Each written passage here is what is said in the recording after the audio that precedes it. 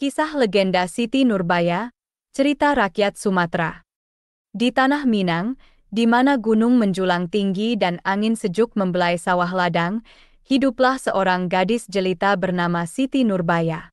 Parasnya bagai rembulan purnama yang menerangi malam, senyumnya seindah bunga melati yang harum semerbak. Namun, di balik kecantikan itu tersimpan kisah pilu yang mengiris hati.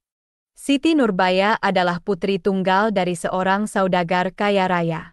Namun, takdir berkata lain, kedua orang tuanya dipanggil Sang Pencipta saat Siti masih sangat belia. Ia pun menjadi yatim piatu, diasuh oleh paman dan bibinya yang tamak dan kejam. Mereka hanya mementingkan harta, menjadikan Siti sebagai alat untuk memperkaya diri. Konon, arwah leluhur Siti meratap pilu menyaksikan penderitaan cucunya. Mereka berbisik pada angin malam, memohon keadilan bagi Siti. Bintang-bintang di langit seolah ikut berduka, berkilauan redup menyaksikan derita gadis jelita itu. Di tengah kesunyian malam, Siti sering termenung di beranda rumahnya, menatap langit yang luas. Ia merindukan kasih sayang orang tuanya, merindukan kebebasan yang tak pernah ia rasakan. Hati kecilnya bertanya-tanya, mengapa nasibnya begitu tragis? Mengapa ia harus menanggung beban hidup yang begitu berat?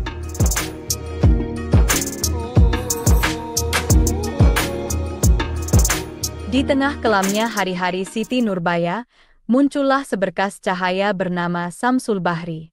Pemuda tampan berkulit sawo matang itu bekerja sebagai buruh di tambang batu bara milik keluarga Siti. Hatinya sejernih kristal, hatinya sehangat mentari pagi. Samsul Bahri adalah kebalikan dari pamannya yang kejam. Pertemuan Siti dan Samsul Bahri bagaikan pertemuan dua jiwa yang terpisah. Mereka saling jatuh cinta, saling melengkapi. Di bawah langit malam yang bertabur bintang, mereka berbisik tentang mimpi dan harapan. Cinta mereka tumbuh subur seperti bunga yang mekar di musim semi. Namun, cinta mereka tak semulus jalan yang dilalui. Keluarga Siti Nurbaya memandang rendah Samsul Bahri.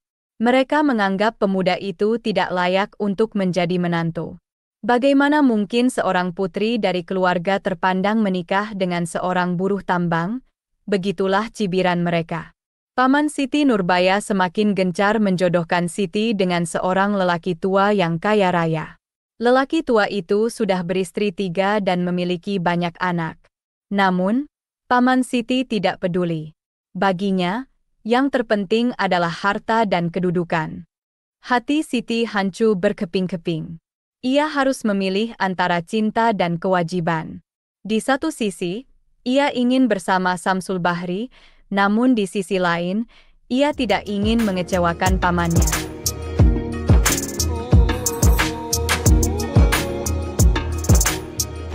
Di bawah tekanan yang begitu kuat, Siti Nurbaya dipaksa menerima pinangan Datuk Maringgih. Seorang lelaki tua yang jauh lebih tua darinya, seorang lelaki yang hanya melihat Siti sebagai sebuah objek untuk meningkatkan status sosialnya. Pernikahan mereka bukanlah perayaan cinta, melainkan sebuah perjanjian yang menyakitkan. Hari pernikahan Siti bagai hari kematian baginya.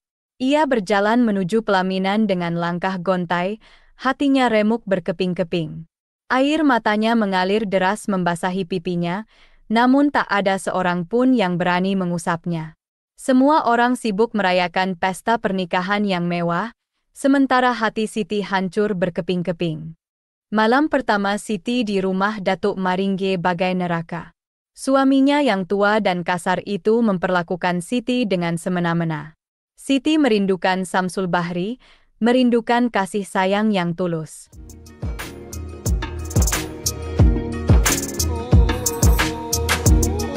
Di balik tembok-tembok rumah megah Datuk Maringgih, tersimpan sejuta penderitaan Siti Nurbaya.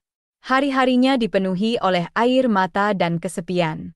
Suaminya, yang jauh lebih tua darinya, memperlakukan Siti bagai budak. Setiap hari, Siti harus menghadapi siksaan fisik dan mental yang tak terkira.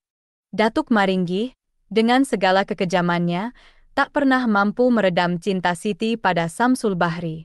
Setiap malam, dalam kegelapan, Siti membayangkan wajah kekasihnya.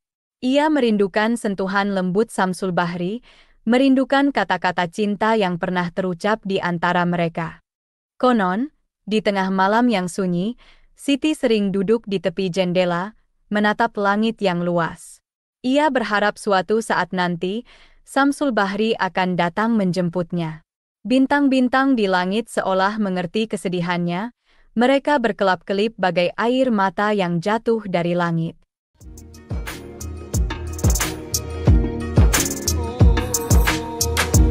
Di tengah kesunyian malam, sebuah kabar duka menggemparkan hati Siti Nurbaya.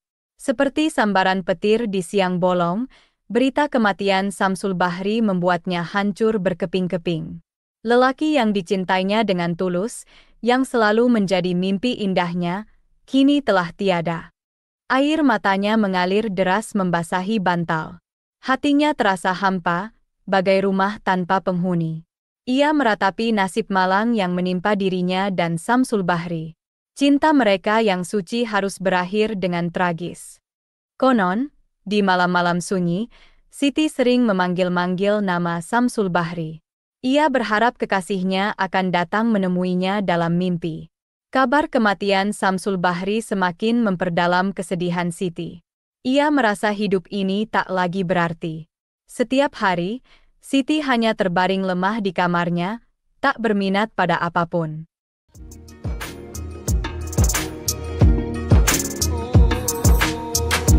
Setelah beberapa waktu berlalu, dikisahkan bahwa di tengah malam yang sunyi, ketika rembulan malu-malu menyorot wajahnya yang pucat, sang bidadari desa itu menghembuskan napas terakhir. Siti Nurbaya, bunga desa yang harum semerbak, layu tak berdaya karena penyakit yang merenggut semangat hidupnya. Hati yang hancur berkeping-keping akibat cinta yang tak berbalas menjadi racun bagi tubuhnya. Konon, arwahnya menjelma menjadi burung perkutut yang merdu, menyanyikan lagu duka di atas makamnya, mengisahkan cinta abadi yang tak pernah tergapai. Di puncak bukit yang menjulang tinggi, tersembunyi sebuah makam yang menyimpan sejuta kisah pilu. Di sanalah, bidadari desa bernama Siti Nurbaya dimakamkan. Makamnya bagai magnet bagi para penziarah, yang datang silih berganti untuk menyaksikan langsung tempat peristirahatan terakhir sang putri malang. Kabut tipis seringkali menyelimuti makamnya, seolah-olah bayangannya masih ada di sekitar tempat itu. Konon, jika berdoa di makamnya dengan tulus, doa akan terkabul.